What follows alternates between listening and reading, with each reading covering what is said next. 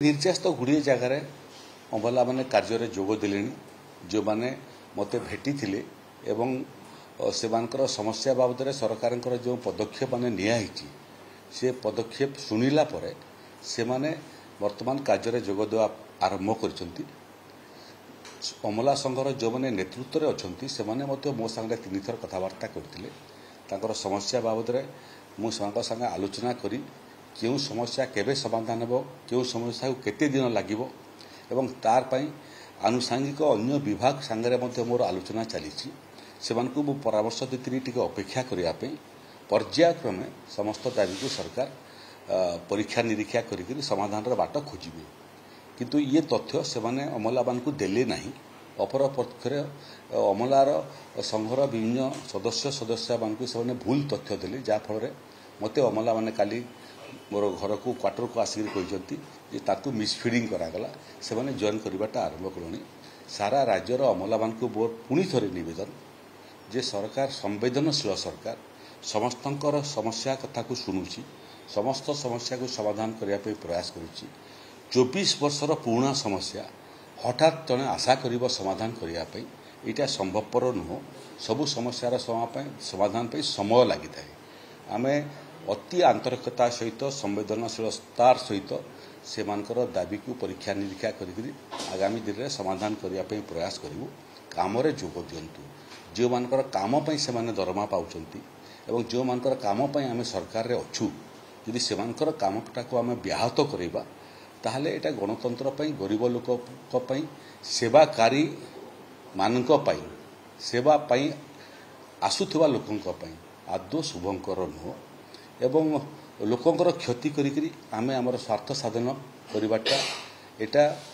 मध्य ग्रहणीय नुह काम जोग दिंतु काम जोग देला परे ये विषय रे पुणी कथबार्ता आमर हो पारिबो एवं आपन को मु कहि दिए जे एभलिया गुड़िए कर्मचारी राज्य सरकार अच्छा जो थे सचिवालय रे असिस्टेंट सेक्शन ऑफिसर जो माने अच्छा से संख्या होची कर्मचारी मानकर संख्यार 53%। एटी जो मैंने सेक्शन ऑफिसर अच्छा से परसेंटेज है 24%।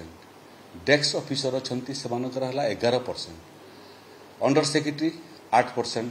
Joint secretary 0.7%। Additional secretary 0.27%। तिमिति इटा हायरार्की ये माने सब ओपीएससी परीक्षा माध्यम ये कार्य करिवार दायित्व पाई थांती अपर पक्षरे सबऑर्डिनेट स्टाफ सिलेक्शन कमिटी जोटा रिक्रुटमेंट करे नियुक्ति करे से जॉइंट रेवेन्यू असिस्टेंट ये 48%। ता ऊपर को सीनियरिटी पाइला परे सेमानकर होची 27%। असिस्टेंट सेक्शन ऑफिसर ता ऊपर को से माने होचंती 13%।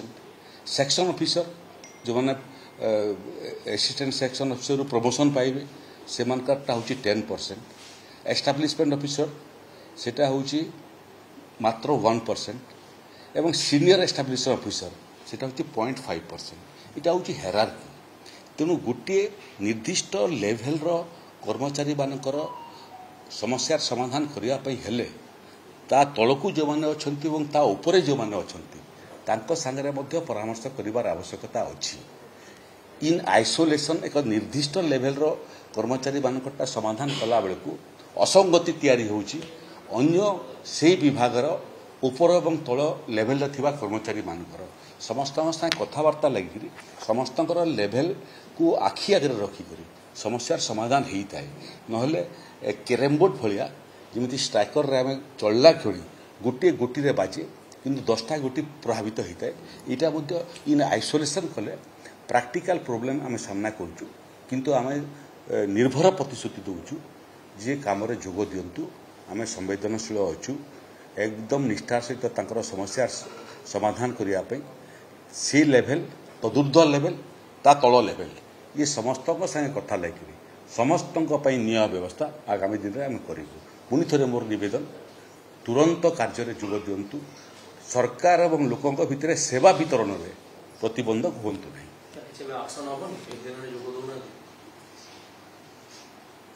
देखो सन्धार बसुच रिपोर्ट आस गुड़े जगह जोग दे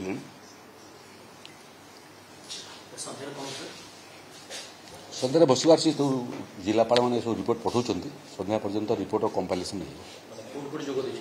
କେଉଁଠି ଯୋଗ ଦେଇଛନ୍ତି କିଏ ଯୋଗ ଦେଇଛନ୍ତି ଆପଣଙ୍କର ସୁପରଭାଇଜରି ଷ୍ଟାଫ୍ ତ ଓଡ଼ିଶା ସାରା ଯୋଗ ଦେଇ ସାରିଲେଣି।